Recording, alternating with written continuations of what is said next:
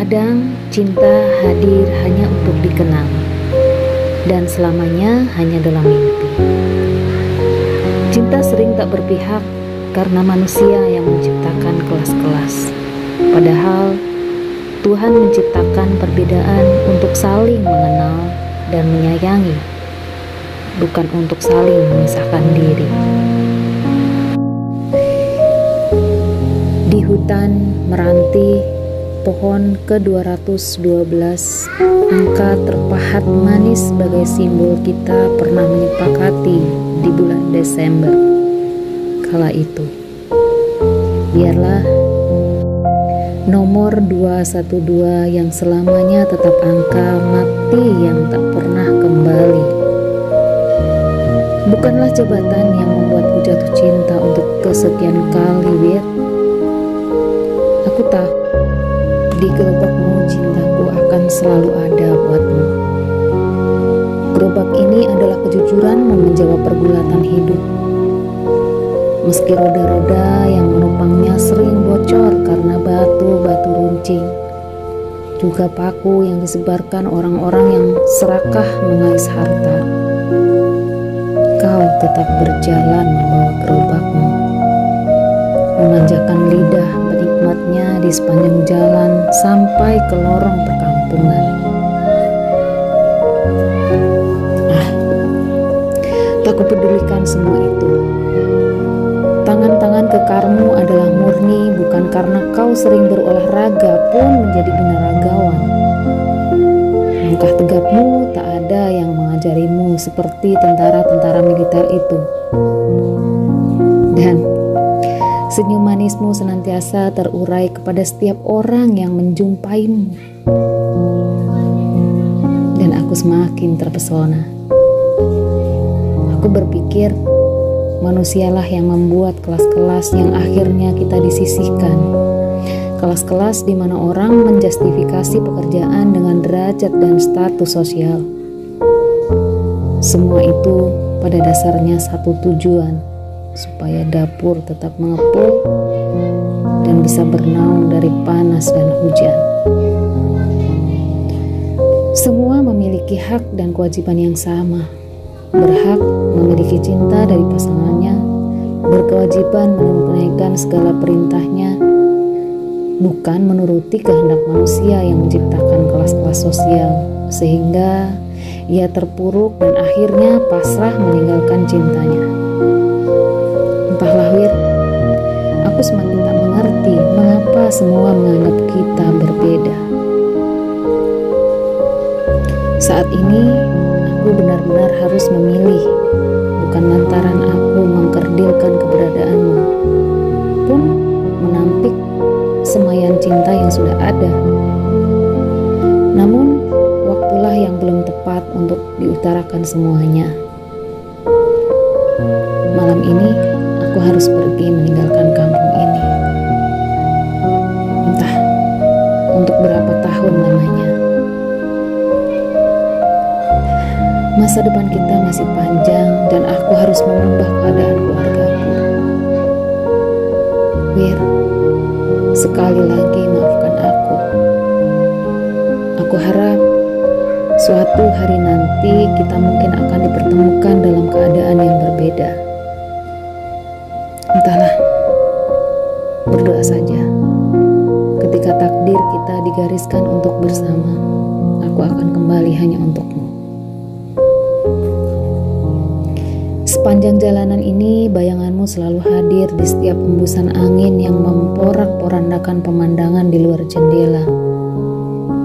Kau tetap tersenyum dengan gerobak manis yang setegar pemiliknya. Rinduku tetap terjaga di pelupuk mata. Meski hatiku sudah tempias lantaran rindu ditelan masa.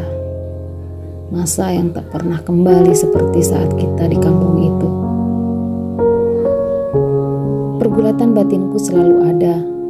Tak ada handphone pun kabar berita. Aku serasa terpenjara. Orang tuaku benar-benar memisahkan kita nun jauh di pulau yang tak pernah sebelumnya kujamah.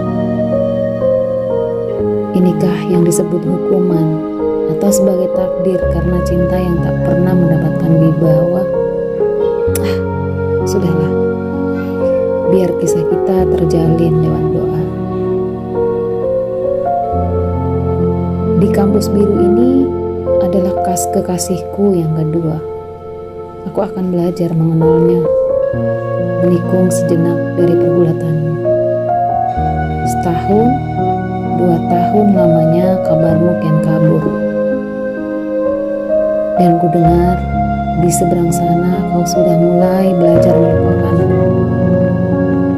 Entah itu dari hatimu atau memang engkau sengaja mencurangi hatimu. Seperti janjimu dulu, kau akan pergi menjauh dari aku untuk selamanya. Ketika kita ditakdirkan bukanlah jodoh. Apakah ini janjimu, Wir? Kau putus asa dan menjauh sejauh-jauhnya dari aku. 5 tahun bukanlah waktu yang pendek. Jaga tali kasih yang entah dibilang buta atau pura-pura tak tahu akan keadaanmu. Aku tetap menjaga sedekat air dan matamu yang tak pernah berucap meski hati terus menyimpan lara. Mataku ini juga takkan pernah percaya kalau kau akan mendua sampai melihatmu benar-benar sudah bahagia.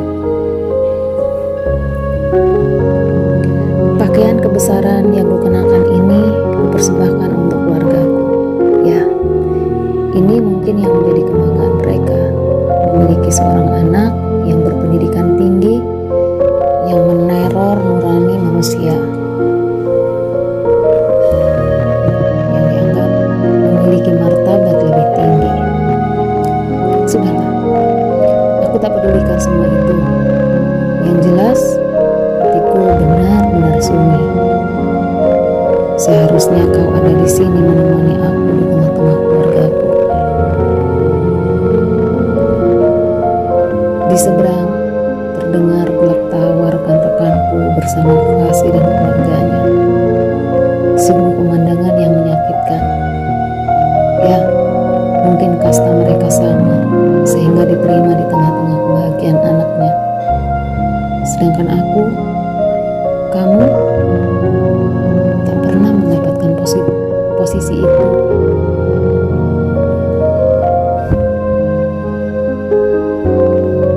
Tidak seberapa lama terdengar kabar yang menyakitkan tatkala aku pulang ke kampung halaman. Kau benar-benar sudah melepaskan janjimu itu. Tak ada yang kutemui karena kau sudah jauh meninggalkan kampung ini. Kini kau sudah bahagia dengan kekasih pilihanmu, Wir. Kupandangi foto pengantin yang bergantung pilu di dinding rumahmu. Tak banyak yang dapat diceritakan ibumu, hanya guratan-guratan sebelum mata beradu. Saat ini benar-benar kupendam rasa yang mereka sebut cinta. Barangkali hati ini telah mati dan akan menghubur semua rasa yang hadir bersamamu. Terima kasih, Wir, telah memberikan rasa sakit, karena sakit itulah aku bisa merasakan arti sebuah pengabdian. Pengabdian sepenuhnya hanya untuk Tuhan yang Maha memiliki kehidupan, bukan mengabdi cinta semu kepada makhluk yang sering berkhianat. Entah apakah kata khianat juga yang pantas kusematkan padamu, atau barangkali akulah yang sebenarnya pengkhianat itu, lebih memilih keluargaku daripada cinta kita. Atau mungkin aku harus menutup jauh-jauh dengan makhluk yang bernama cinta. Cinta yang mereka sanjungkan di atas segala-galanya. Juga cinta yang berdalih rupiah. Barangkali sahabat terbaikku adalah sepi, meski mereka katakan itu uang. Senja di Selat Sunda inilah kuhabiskan waktuku memeluk rindu sebesar gunung Uhud. Rindu yang berkepanjangan dengan ruh sunyian. Ku coba memeluk waktu dengan aktivitasku sebagai karyawan swasta di perusahaan ternama di bumi Ruwai Jurai. Bergelut dengan kertas dan kebisingan-kebisingan rupiah yang bergolak seperti hati manusia yang tak pernah puas. Jangan kalian tanyakan lagi aku harus mengakhiri masa lajangku ini sampai kapan. Karena barangkali jodohku adalah kematian. Ya, gadis mana yang tak ingin segera menikah, merasakan anugerah cinta yang mereka gadang-gadang sampai akhir hayat. Apalagi aku, sudah punya segalanya, pekerjaan, rumah, tabungan, pendidikan tinggi, semua sudah kudapatkan. Lantas, apa karena alasan itu aku juga harus punya cinta yang mereka anggap kebahagiaanku belum sempurna? Bukankah kebahagiaan itu sudah mereka rampas dan hakimi sejak dulu? Entahlah, jika kebahagiaan kita juga mereka yang turut campur menekarnya. Begitu egoisnya manusia. Di sudut hatiku yang paling dalam sering ku meringkuk dalam ketidaktahuan. Lagi-lagi semua orang mempersoalkan akan kesendirianku, terlebih ibuku.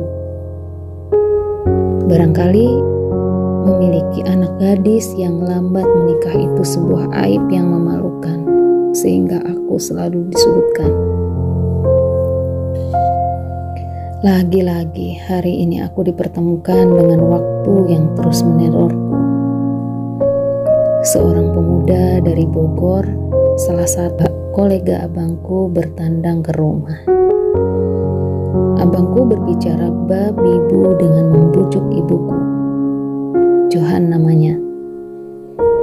Dia adalah pengusaha garmen yang sedang mengembangkan usahanya di Tanah Siger. Aku merasa muak mendengar mereka sedang cas-ciscus seperti orang yang sedang berkampanye. Aneh memang. Lantas, apakah dengan modal kaya dia bisa mengikrarkan dirinya mapan? Rupanya nilai kemapanan takaran manusia adalah kepemilikan jabatan atau harta kekayaan yang berlimpah, bukan kedewasaan mengendalikan diri sehingga tak merasa hebat di depan siapapun. Sehingga dengan bangga ketika ia bertandang ke rumah gadis yang mereka inginkan, pasti diterima atau paling tidak mendapatkan simpati. Luar biasa hebatnya. 15 tahun lamanya kukubur rasa itu. Meski kabar yang kudengar di seberang sana, kau cukup menderita, Wir. Belasan tahun tak jua kau dapatkan. Kau merindukan buah cinta, barangkali buah cintamu masih bersemayam dalam pelukan bidadari di surga sana. Ayah, ibu, maafkan anakmu. Jangan khawatirkan kebahagiaanku, karena aku sudah cukup bahagia dengan keadaanku saat ini. Jangan jadikan kesendirianku sebuah aib yang terus menerormu setiap waktu. Juga jangan kau dengarkan teror mulut-mulut manusia yang bermuka kecut dengan serangan kata-kata yang membuatmu semakin terluka. Aku sudah cukup bahagia di pelukanmu. Doakan saja anakmu dalam pelukanmu selalu seperti 30 tahun lalu. Sepi yang mereka katakan tentang kesendirianku tidaklah benar. Aku yakin jodohku masih setia menantiku. bersemayam di balik malam dalam kesunyian yang sama-sama merindu. Aku sudah